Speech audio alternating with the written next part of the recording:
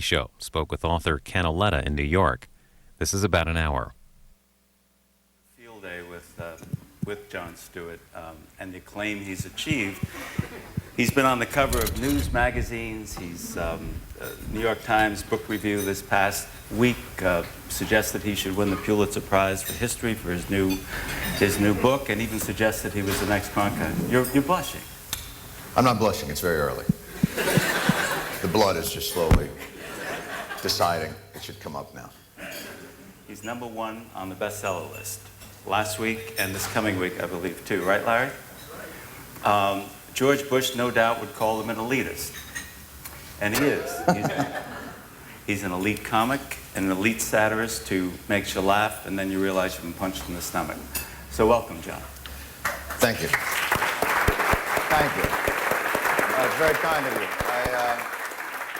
First of all, I just want to say how happy I am to be here. My only regret, obviously, is that we couldn't have done this earlier.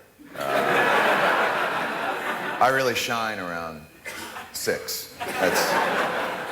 So I'm very excited to be here. And also, I think one of the keys to any function like this, obviously, is dress appropriately. You could have brought your hat. Or at least tell the person you're going to interview that you're going to look like a schmuck in a sweater.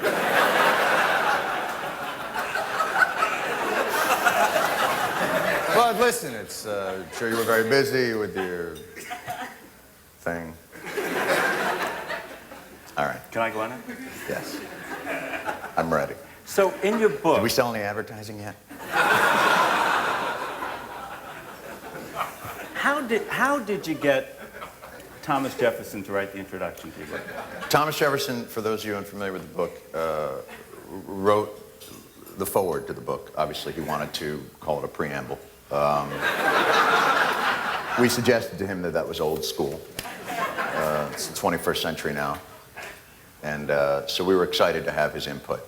The language is a little flowery, but with some editing, he was able to produce a 1.5 pages, which, as you know, when you write a book, is how it is talked about. Are you almost done? How many pages? Good, done. You watched the debate last night? Oh, was that last night? What'd you think? I thought both men took rhetoric to another level. To see the use of litotes, puns, syllogism, I was truly blown away. Cicero himself would have plotzed. I thought the debate last night was very interesting in that I think they should have stopped at 2. I really think that they ran out of things to talk about.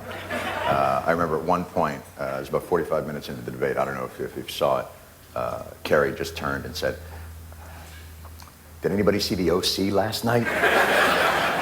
So I thought that was a real sign that things had slowly begun to wind down.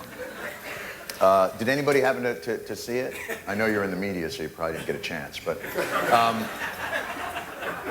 I thought Bush, was well coached. He wasn't angry Bush from the second debate or retarded Bush from the first.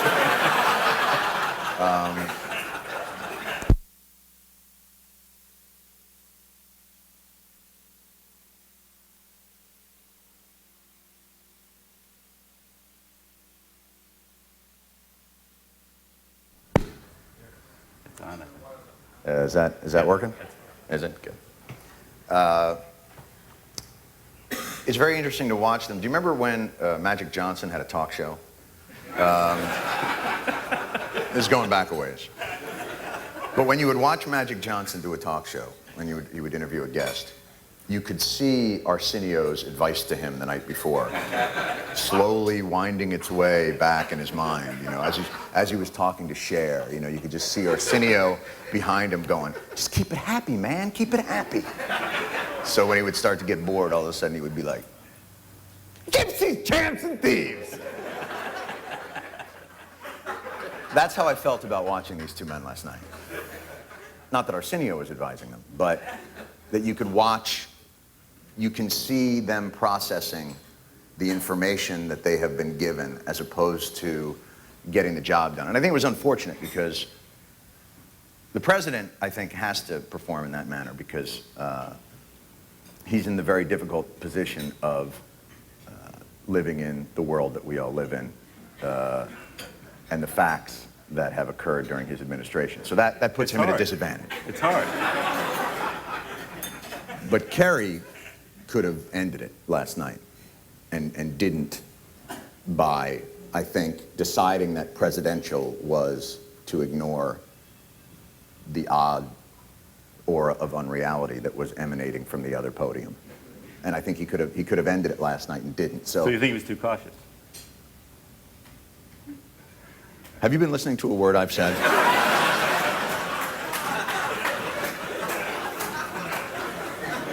Who is Arsenio advising you? So I thought it was interesting, and I love the Bush's. My favorite thing in the world is his exasperation. It just there's something about it when you say, you know, this president has presided over the worst economy in 133 years, you know, or whatever his Kerry is filled with those. 1928, you know, and everybody's supposed to go, what the fuck happened in 1928? Think about it. But then Bush, he always looks to the moderator. Is he allowed to bring up the war? I mean, everything's going crazy and he's liberal. So to ask the favorite press question, who won? The favorite press question is who won? Who won the debate? That is the favorite press question, and that's why people don't respond to, because it's not a win or a lose. There's the idea that there's an Insta poll, that people in America will immediately digest whatever scripted banter had just occurred right before them enough to make a snap judgment about the winning team of the debate. You know, it is absolutely, to put it in pugilist terms, is the mistake that is made. You know, obviously it is. You know, just because you're an advertiser doesn't mean, you know, to put it in those terms, I think, of win-lose. You know, now Kerry's 2-1 or he's 3-0. It's not the playoffs. You know, those were on another channel. Yesterday, Matthew Cooper of Time magazine was held. Can you hear me? Was held in contempt by the federal district judge in Washington, as Judith Miller of the Times was last week. First of all, as someone who is held in contempt by much of the country, it's really not that bad. So you will get some stares at the mall, every now and again an email referring to your heritage, but other than that, being held in contempt it's quite comfortable. So grin and go to jail. It's okay. Say it again? Grin and go to jail. Bob Novak could end this whole thing tomorrow. There's millions of dollars being spent and people being going, but his evil does not allow the darkened abyss of his, what some would say, soul. You know, it's very interesting. Novak apparently, they say, broke his hip. I think it's not the case. I believe his hip tried to escape.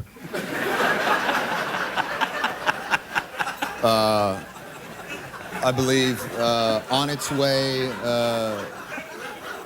out, obviously, the femur said, "Stay, we'll do it later." No, he could end this tomorrow. He obviously knows the issue. This thing has gotten way out of hand. It's a simple issue. He himself, after Memo-gate, which, by the way, got a gate. How did Memo-gate get a gate? How did Memo-gate get a gate? How did Nipplegate get a gate? We invaded a country with the wrong information, and Janet Jackson's tit got a gate. Who gives out the gates? Is there a gate? Is there a I mean, it's absolute. We're living in insanity. Have you asked Novak on your show? Novak? No, I would not have him on. I have standards. I would not have him on. I wouldn't have Mike Tyson on. You know, I wouldn't have. I wouldn't do it.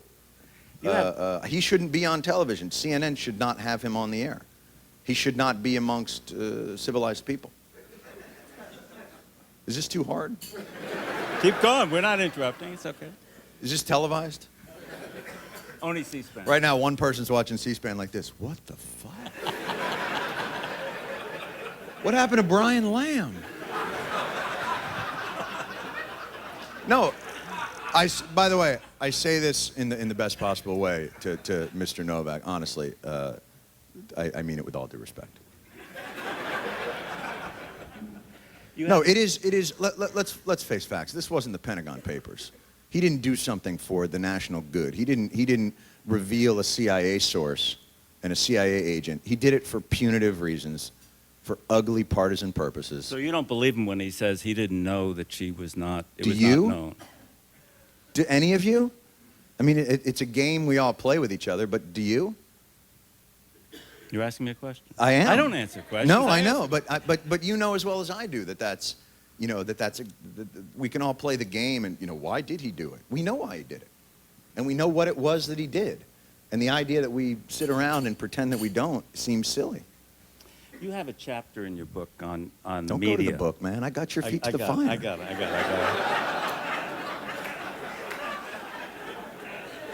You know what you should have done at that point? Just is he allowed to bring up Novak? I mean, No. It's not a. My editor said don't trade jokes. I'm not trying. Oh, is that true? All right. But your chapter is called Democracy's Valiant Vulgarians, about the Yes, press. that is correct. What do you mean? Valiant vulgarians? I mean that the lowering of the discourse is done with tenacity. The press has bravely and nobly eroded the public trust, and I celebrate that. You also said on Charlie Rose recently. Is this the wrong room for this, by the way? No, it's great. Should I have done this at a union meeting? C-SPAN will love it. All right. You told Charlie Rose about politicians who you said seek above all else to retain power. Quote, when you go to a zoo and see a monkey throwing poop, you go, that's what monkeys do. Mm-hmm. What are you going to do? But then you went on to say, what I wish the media would do more frequently is say, bad monkey. It's a brilliant metaphor. What I meant to say was when you see a monkey masturbating at the zoo. Right? Listen, the room is dark and he's looking at you and it's very comfortable, and you throw out the monkey metaphor. Not, they're not all gems, Ken. I'm riffing, baby. I'm spritzing. I'm working the room, and it's dark and he lulls you into a sleeping thing, and you've been listening to the Minister of Singapore for a half hour, and you get out there and you don't know where you are. Shit happens. What would happen if Hitler were interviewed by Larry King? What?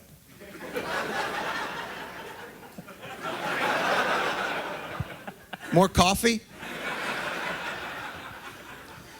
Let me go back to the bad monkeys. The gist, the essence, to distill that, is we require, what I'm advocating is that the media come work for us again. That remove themselves from the symbiotic relationship that they have developed with the power structures of corporations and of the politic. And we as Americans we shall fight, never give up, never give in, win, win, win. I'm sorry, I don't know what happened there. No, it is altogether too comfortable. Look, we're busy in the world. We have things to do. And the corporate mentality and the political mentality is to create layers of obfuscation that make it difficult to penetrate what's going on. And that's the media. And the print media, by the way, is very different. And most of what I'm talking about is television. And the print media is much better at providing context, but you're providing it a week later, and by then, everybody's moved on. I mean, that's the sad truth of it, is the world moves much more quickly now. And the real responsibility now lies where the people set the agenda. And the agenda is set on the 24-hour networks.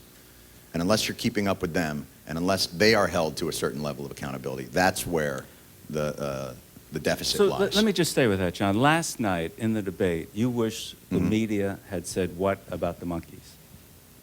Well, again, you know, it's about a process. It's not about a moment. And so it's not about one debate, and it's not about one issue. It's about holding to account this idea that debate is two advocates for two corrupt organizations. That to have a Democratic strategist and a Republican strategist is not a debate. That's Coke and Pepsi discussing beverage supremacy.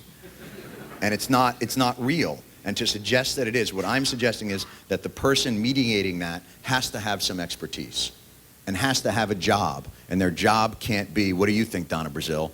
Okay, what do you think, Babe Buchanan? We'll be right back. That's not a job. That's doing nothing. And it's allowing two people to dominate a debate that are strategists and understand the television press is getting their asses kicked. And they're doing it willingly. And that's the thing that I think is so frustrating to watch at home, because they have a role and they have a job and they're not doing it. And that drives you insane when you watch. Go back to my... I should have ended with a joke. We'll give you another opportunity. Thank you. Larry King, you write about in your book. If Yes. he did do an interview with Hitler. That was the first book, The Naked Pictures of Famous People. There was an interview with Hitler with Larry King. So describe it. Well, the idea behind it was not, it was the idea of an apologist society that at a certain point, and by the way, I don't consider Larry King part of what I'm talking about. That's an interview entertainment show and exists as it is. But the idea is that no matter what you've done, you can go on an hour of television and say, oops, you know, yes, I was a bad dictator, you know, but I was angry then. You know, I've written a new book, Mine Comfortable Shoes. It's about acceptance. It's about learning to live with, you know, my therapist would always say I would play the dictator. But now, you know, and for Larry King would then say, Hitler, we'll be back with Lonnie Anderson. You know, that. So it's about not making judgments and sort of this moral relativism that has permeated television. Because the news media on television has become me, which is an entertainer. And that's where we've lost something. And that's sad. And the only thing I do well is think of jokes quickly. And so that's what I do on Comedy Central. But you can't go on CNN. You know, everybody wrings their hands about Fox News. You know, fair and balanced? Why, that's snide. You know, yeah, okay, maybe they're not fair and balanced. But CNN used to have the slogan, you can depend on CNN. Guess what? I watch it. No, you can't. So what's the difference? Let me ask you to comment on a couple people. Bill O'Reilly, what's your sense of, you had him on your show recently? Sweet, big-hearted. Yes.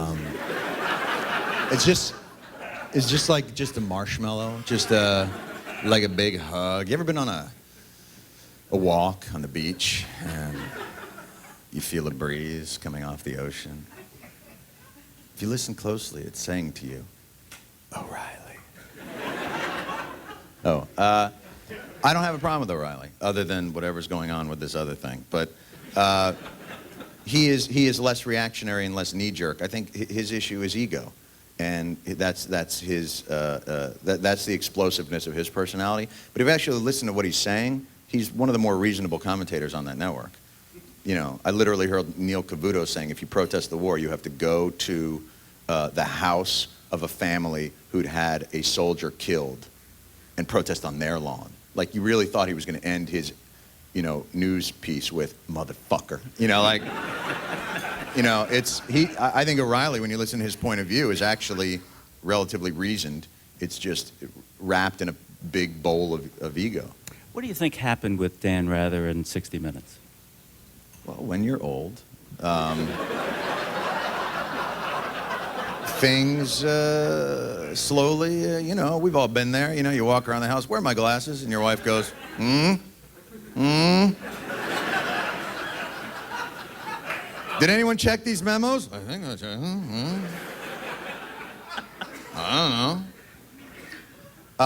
don't know. I don't know that it was malicious. I would probably say that I think there probably was a certain more of a sense of glee and excitement that they had in thinking that they had gotten something that was a bit of a smoking gun on the president. I think that probably created more excitement for them than it would have if they had found, let's say, the same type of memo on Kerry. So in that sense, So you buy the liberal bias argument? but the liberal bias argument has nothing to do with what I'm saying. No, what you're saying is that if they found the same on Kerry, they wouldn't be as excited. Dan Suggesting Rather, I liberal don't bias. think would have been. So you think he does have a liberal bias? Liberal bias is now you're talking about a different thing. That's an activist stance. I'm saying that internally, there are subconscious things that work. But this idea of liberal bias, by the way, that's a strategy. There's a difference between what Fox does, which is activism, and a so-called liberal bias, which is a bunch of people. If you watch the news networks, and this is really the judge, I think, in my mind, who would have covered the war differently as a network if a Democratic president was in office? And I think there's only one network that would have, and that's Fox. So that's an activist stance. The others, the bias of the media is not liberal. It's lazy, and it's sensationalist, but it's not liberal. There is no, I don't watch, there is no active, strategy which is employed on Fox, an active strategy of advocating for conservative or right causes. And I think Roger Ailes would, in a quiet moment, let's say if he was getting a hot stone massage, with release, would.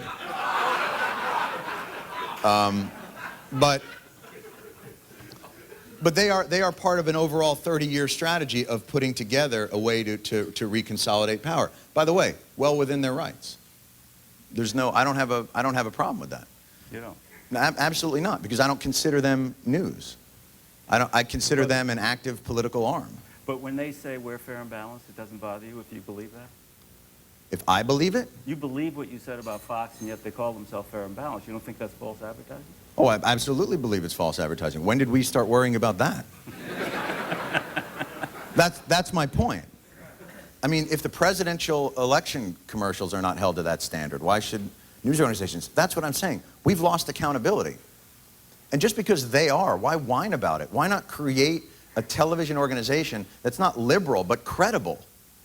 Why not create that has the same passion that Roger Ailes brings to his cause? And I admire what they've done, because what they've done is they've shown the way to a new paradigm, a new media paradigm, that this type of programming can be successful and profitable. But I don't think the answer to it is to set up Al Gore's television network and fight it with liberal strategy.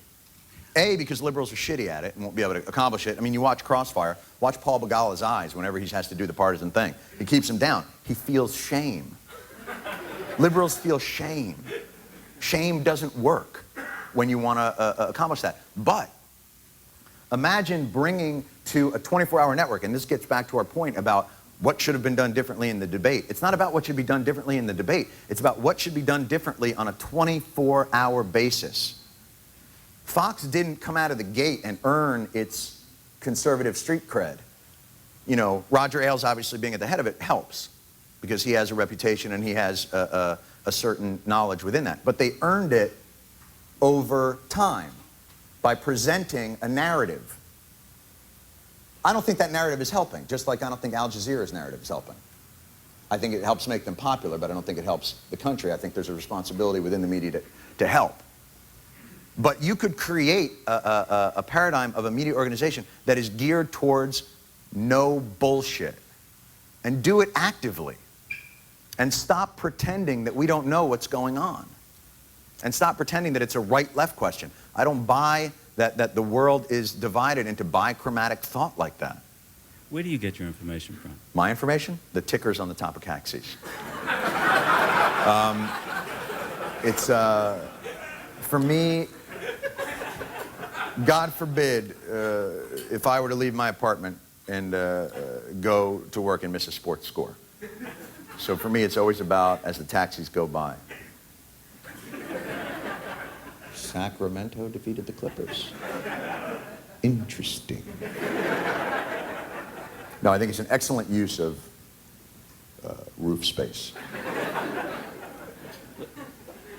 Where do you get yours? My news? From the ticker at Times Square. Is that near where you work? No, but I go. You know there, it's I go there to biased, get the news. ticker. It is. It has a phonetic bias. Look for K's. You don't see K's on the ticker. Very interesting. Let me switch and talk a little bit about you. About me? Yeah. Sagittarius.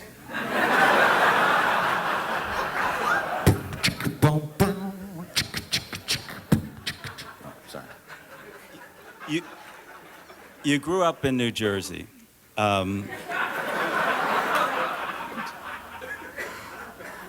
When did you turn into Lipton? You grew up in New Jersey, you know. Hawthorne once said, Jersey is as Jersey does. Thoughts? I'm kidding. I get it. I felt like I was getting too serious. I thought, joking, like me, that kind of thing. Were you always short? Was I always short? Dude, I am the tallest person in my family.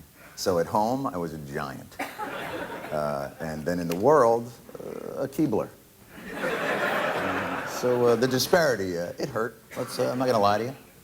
But we're Jews. We're not, it's not a dunking people. You went to we have goiters. You went to a non-Jewish university, William and Mary. William and Mary. I didn't realize. I thought the last name was Steinberg. Turned out not to be the case. Turned out it was a whole other situation. Yes. I went there to explore the rich Judaica that is southeastern Virginia. The tapestry, if you will, is a remarkable panoply of Levites, Kohans. Sorry. So you described yourself, you gave a commencement speech there this year, and Yes. you described yourself in college as repugnant. Is that how you got into comedy? By being repugnant? No. I was comedy it's about learning how to, like I said, it is, in some respects, I think it's like music, in that it's a rhythm. And it's a rhythm that you feel inherently.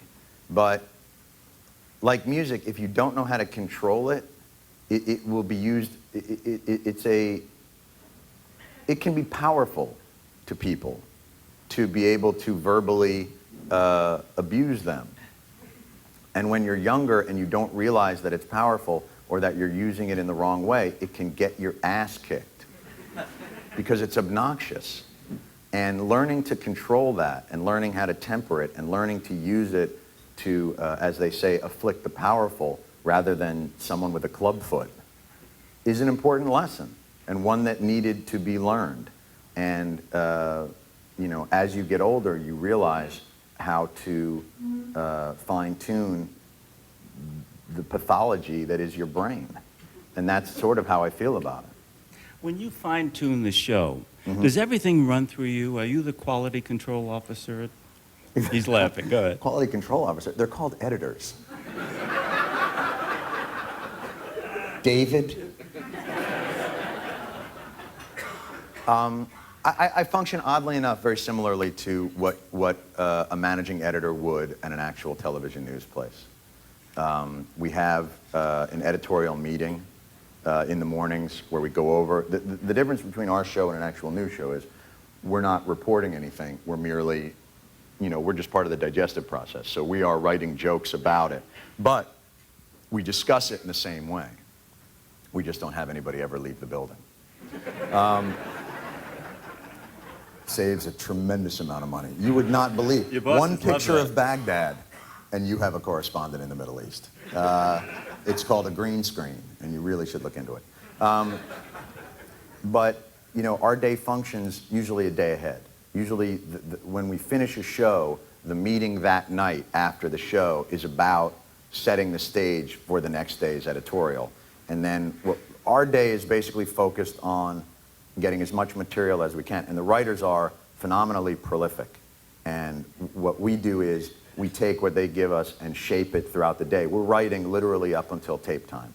And the most important editorial meeting is post-rehearsal. That's where I'm putting everything more into my rhythm, and that's where we're really doing the most, it's the finest work, but it's also the most crucial in terms of rejiggering structure of jokes, placement of stories. You know, usually it's addition by subtraction more than anything else. We like to come down to the show heavy rather than light.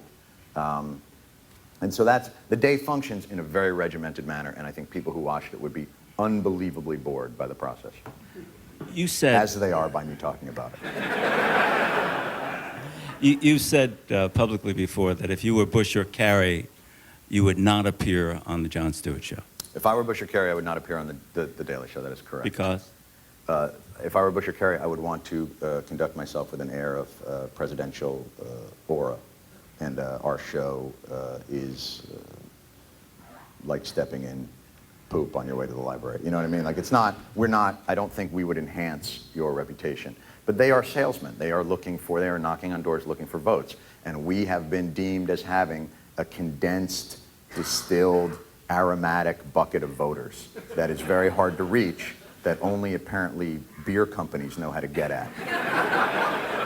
So if they can tap into that unbelievably pristine and delicious vein of voters and pull some of them, they win the election. So that's, they view us in a purely functional manner. And Kerry appeared this summer. Bush never has. If Bush appeared, what would you like to ask him? What am I missing? Why is it that when I look at you, I'm scared? But yet, clearly, there are people who love you. Clearly, you know, what is it that I'm not getting? Because I'm clearly not getting it. You know, I don't get the, you know, when he stands up and goes, "Tell Tony Blair about the coalition." I sit at home and go, holy shit. The president just went ape shit. You know, so I'm not understanding. I'm not understanding the Bush doctrine. I don't understand the standard of preemption. Now, I'm missing something because he's not getting crushed in the polls. But I don't understand how, you know, Saddam Hussein was a unique threat. How? Weapons of mass destruction. So does Iran. Ties to Al-Qaeda. So does Iran. Fuck. You know, I'm not getting it. And what I'm understanding, you're coming to beat us. Are you coming to beat us up? Is our time up? Am I in trouble?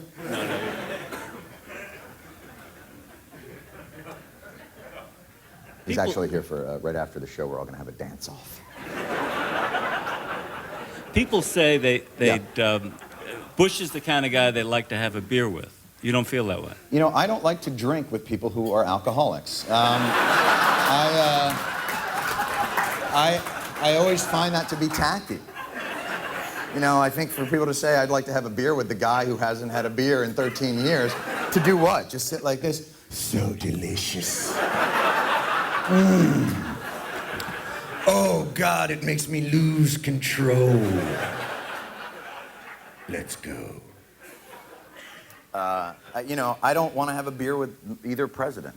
I don't want to have a beer with the president. I want to feel like the president, you know, this whole idea that the president has to be a common man, you know, and that is every election people run to the bottom.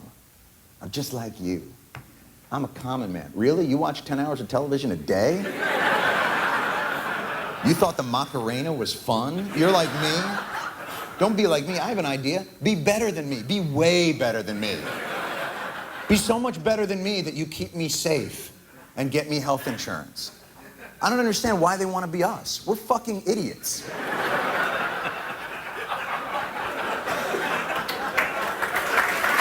Cheers. I have a last question, and then we're going to go out to you for questions, so think them up. Who are you going to vote for? Who am I going to vote for? Right now, it's looking like Kerry.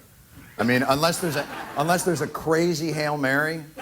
I mean, I'm not saying he's out of it and something could change, but I would be stunned if something happened to change my mind. And that's not, in any way, I'm not endorsing anybody. I'm just telling you honestly that at this point, I have never seen reality distorted in a manner that makes me feel like they're trying to gaslight me. And I don't think that effective policy means say it louder and more times. Doesn't work for me. And Iraq was a mistake. Mistake. And when the president says, history will judge if I made mistakes, you know what? We don't have the luxury for history to judge it. You better judge it now. We don't have the time. And the idea that he can't think of one, I got a list. And I'd be happy to talk to him about it. And as far as I'm concerned, Kerry, does that mean he'll do a better job? I have no fucking idea. But if one guy drove me into a ditch and says, don't worry, I know how to drive us out of this. I'll give the keys to a 7-year-old at that point. Questions? Your lavalier works. She wants you to speak up. Your lav works. Oh, it does, great, cool, thank you. If you would, just stand up and identify yourself and ask your question. Thank you, John. Yes.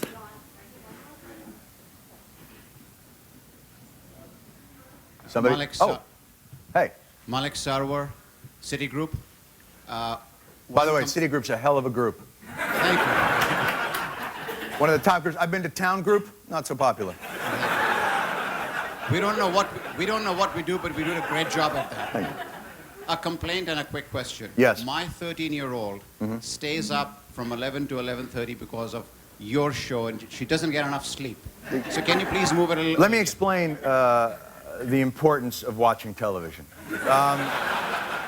I can't stress it enough for children. I think it's a wonderful authority figure, parent, friend. Television is really all she needs, sir.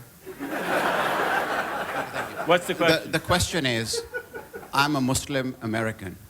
How do we win the peace by reaching out to the 1.2 billion Muslims in the world and 7 million in the U.S. who are yearning for the same thing? Freedom is on the march. I can't tell you how good I feel about liberty. Electricity and water, that's fine, but liberty, oh, sweet, delicious liberty. 7-layer cake of liberty. If I knew that, I would be, listen, the clash of people that we don't understand the Muslim community doesn't understand us, and certainly the stubbornness of an administration that I would think that the main tenet of a war on terror is to strengthen the moderates in the Muslim world, who clearly need strengthening. And I'm not so sure that I would have no idea how to do that. I mean, literally, I'm a Jew. Like, I'm just glad you didn't take a swing at me. Like, I don't know. I know we're supposed to be fighting and Israel. Like, first of all, what was God thinking in putting all his holy sites in one area? Like 2 blocks from each other. What? Is the idea for God that the chosen people, he just like put it in there and is like, I just want to see who wants it more. Like, what? I don't understand that. Questions? Yes. Wait for a microphone. Joanna Malloy, New York Daily News. What did you think of the Minnesota senator who has removed his staff from Capitol Hill and says he won't bring his family there after he read intelligence memos? The guy, after he read the intelligence memos? Well, look, I mean, the intelligence memos clearly, I mean, some of them have titles like Bin Laden will attack in the U.S. And you can either ignore them or you can pack up your shit and go. I mean, this guy read it, clearly, courage not his issue. He's leading by making a stand. I don't know anything about it. That again, the idea that so much of this country's business is conducted in the dark, I think is a crime. And the idea that a guy can go, I just read a memo and I'm packing, I'm going to get out of here, and nobody goes, can we look at that? Like, I don't understand. It makes absolutely no sense to me. The idea that the president, the things that go on, the idea that the vice presidential debate wasn't an hour and a half of looking at Dick Cheney and going, Halliburton does business with Iran? Like, every question should have just ended with the moderator going, and they do business with Iran? From an offshore company in the Cayman Islands? Dude, that's insane. That's what we should be talking about. Yes. Jenny Anderson from the New York Post. You frequently comment on how scary By the it way, is. it's good that they separated. Yeah, you guys, you suck. I know how that gets. Better. We put people in This dresses is on the our cover. distance it needs to occur at. And the Times, right here. Interesting. Interesting. Nice. Right. No, it's nice. I think it's good. By the way, the New York Sun said they'll be here soon. They'll get here. You'll see. They're still working on their headlines. It's going to take time. You frequently comment on how scary it is that a growing number of young people get their news from you. Yes. Now that you know that for a fact, do you look at your responsibility any more seriously? No. I don't look at... Since you've commented on how bad the media is at Yes, actually no, and taking- clearly bad, and I meant you mostly. But the thing is this, but the issue is, who better than an Australian to understand what we need to know? The issue is this, that I have found my complaint about when people say most kids are getting their news from you is not that I'm worried they're getting their news from me. The truth is I know they're not. Because you can't. Because we don't do it. We just don't have it. There's not enough news to get. It's crumbs. And kids today get their news from, this is why I think, when we talk about the news, I don't talk about the 6 o'clock broadcast or the 6:30 broadcast, because that's not enough people get their information anymore. People don't get home at 6:30 anymore and go, honey, what happened in the world today? People know it already. They know it by 7 when they click onto Yahoo or Google. Kids are more informed and more inundated by information. They learn by osmosis to a certain extent. And if they came to our show without knowledge, our show would make any sense to them. It would be like Charlie Brown's teacher talking. It would just be wah, wah, wah, wah, wah, wah. We assume so much knowledge on our show. We do not instruct ever. Only in certain stories we will lay out parameters, but we do not instruct, and we assume a knowledge base. And if a kid, I'm very impressed with most young people's base of knowledge that I meet. And the only study that I had heard that validated any of it was Annenberg did a study that our viewers were better informed than people who actually watch the news. So they're not getting their news from us. They're coming to us to find out, what the funny is on it. Because if we stopped being funny, they'd watch something else. They'd stop the next day. Our mandate is to be funny. And when that ends, the show ends. And it will, believe me. Gentlemen, wait for a microphone to come, if you would.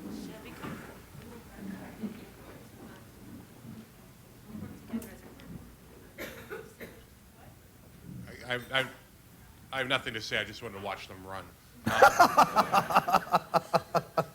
This is John Higgins of Broadcasting and Cable Magazine.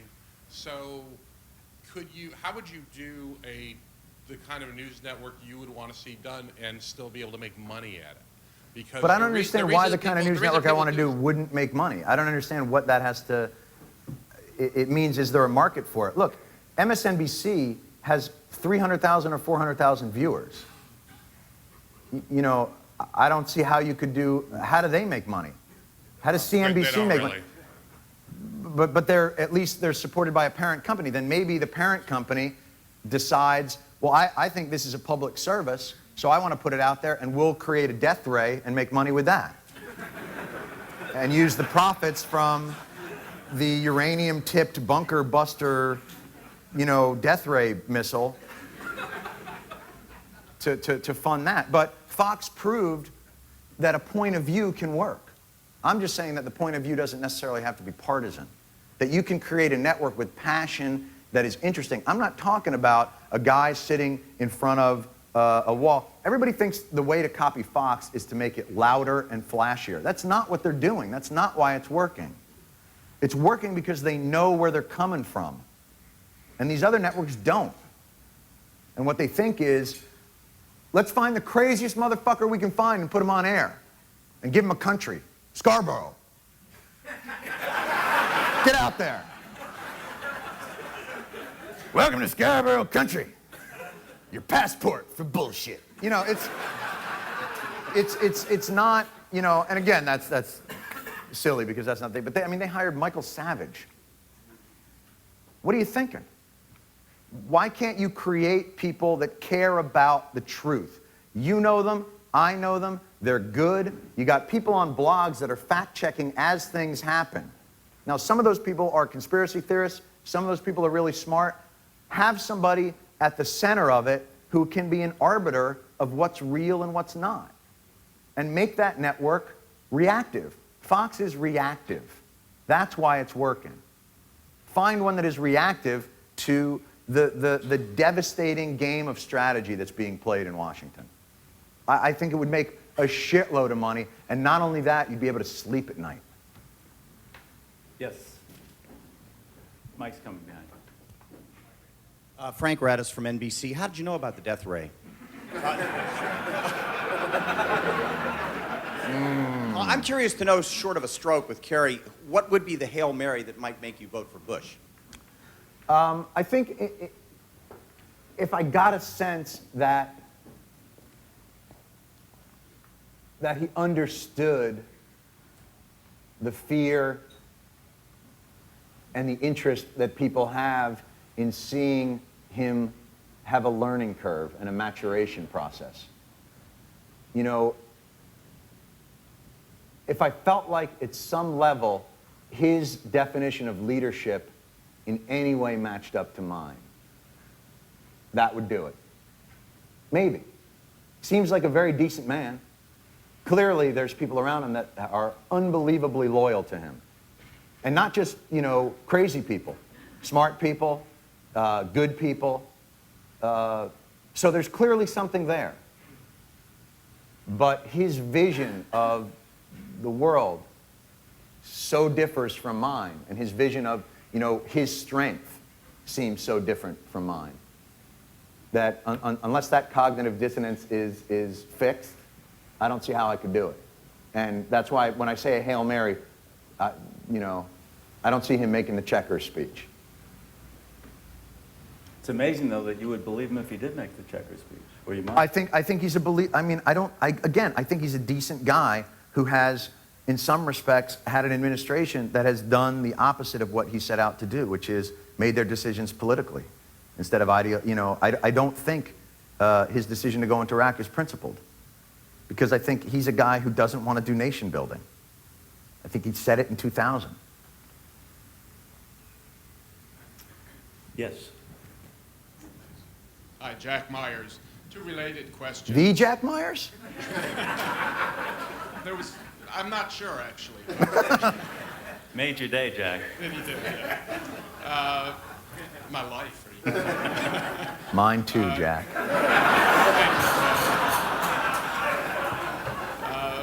Two related questions. One about the FCC fines for indecency on Fox and CBS. Right. How concerned are you? And then, related, the Sinclair decision to run the anti-Kerry documentary. Well, as far as indecency, I work on Comedy Central, so I think it'd be hard for us to get fined if we haven't been fined. Cable is a whole different world. But the way I look at it is, NBC's hit show is girls in bikinis eating mealworms. As long as you're topping that, no one should fine you. You know, these fines are politically motivated. They are what politicians do. And they're not politically motivated from the right or the left. They're politically motivated in the sense of, we have to do something. Let's pick something that doesn't matter so we don't actually have to do something. It's the same thing that, you know, during the school violence problems, they wanted to put the 10 Commandments up in high schools. You know, if your students don't know thou shalt not kill, geez, I don't know, you know, I don't think coming to school and going, oh, not, oh. You know, it's that very wonderful straw man red herring that politicians do to not have to do something, to complain about, Janet Jackson's speech was an outrage. You know, no, it's not. It's a tit. It's fine. You know, the Cialis commercial that came right before it. I mean, when you have a guy go, if you have a 4-hour erection, call a doctor. All right. I'll remember that. You know, so the whole FCC thing is a joke. And I'm sorry that, you know, I think that you've already seen that there's ramifications to it, that it's literally, you know, I think Howard Stern is a really smart, funny guy and does a smart, funny show, and the idea that he has to leave public broadcasting to go to Sirius because of this makes me sad. I think it's a loss. It's a loss that people have to pay money to hear him now, and they have to do it because the FCC got stupid. And Sinclair, it's a joke. And those guys they have no business being in the business. They never have. Fred. But I'm just curious, why assume that Bush is a decent guy? Because I have to look at, you know, there are people around him who clearly, you know, around Nixon were criminals. And I never assumed Nixon was a decent guy. Yeah, but I don't mean it, you know, that in a partisan way. Oh, okay. Just in the sense that we might say that what you are on the inside reflects on the outside. Right. It's not decent to deny medical coverage. It's not decent to go through a whole list of the domestic policies that he has. It's not, the tax program is not decent. Here's what I like about you. You're an up guy. And I like that about you. You bring a certain John, I'm just verve and enthusiasm. Yeah, John, I'm just trying to bring you along. That's all. No, I hear you. Okay. The other thing but is, here's you're talking about it's the litany of complaints that is, you know, look, how can we have a nice breakfast when in Darfur there's a genocide? Like, yeah, I don't know. Well, but it's living in a world that has serious problems, and you know, does he feel those problems as deeply as he should? Probably not. But I don't know anybody who lives in that insulated bubble that would. And they are surrounded day and night by, again, it's the responsibility of the media to permeate that bubble, not to create it and exaggerate it. And, you know, Alexandra Pelosi's documentary on the first one, I haven't seen the second one, but the most interesting shot to me on that wasn't anything to do with George Bush. It had to do with the cluster of reporters around the candidates completely out of context with the rest of the world. And they fall into the same trap and lose context. It's like, you ever see 6-year-olds play soccer? Ball!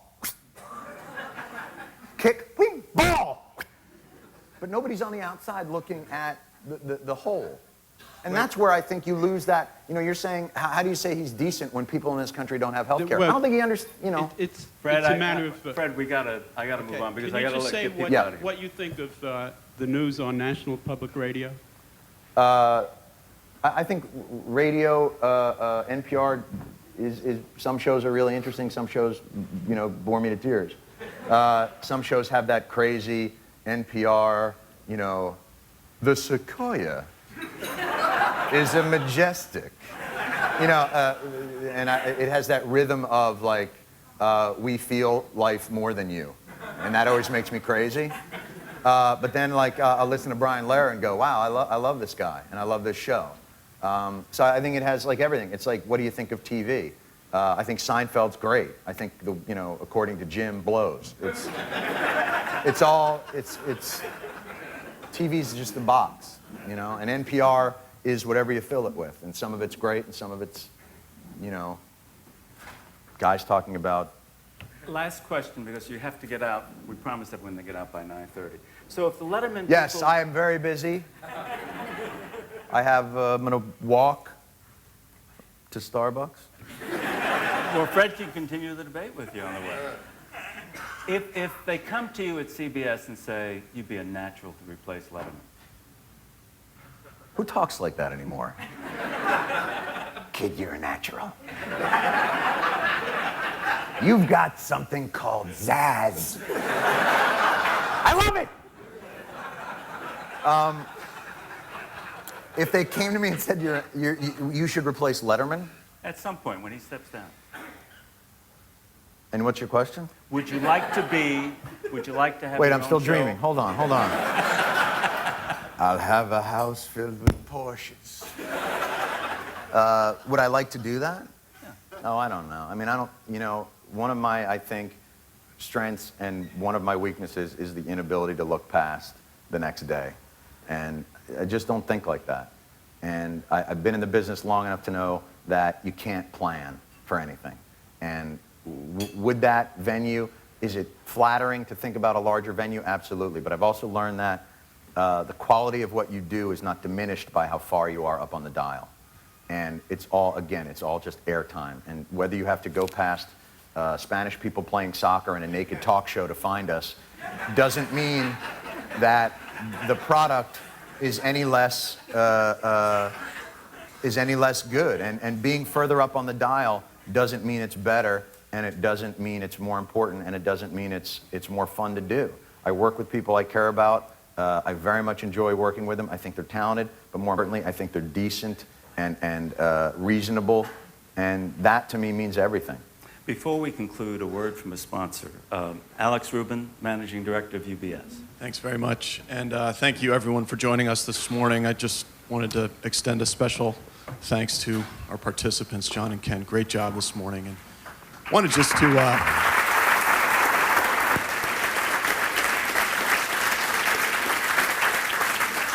conclude with one observation that actually pleasantly startled me the other day. I was on our fixed income trading floor, and on the back of one of our government bond traders' chairs was a campaign sticker that said, McCain Stewart 08. Thanks, everybody. John, thank you. Thank you. I hope I didn't scare everybody. Really great. It was hilarious. I figured that's what they need, a little wake up.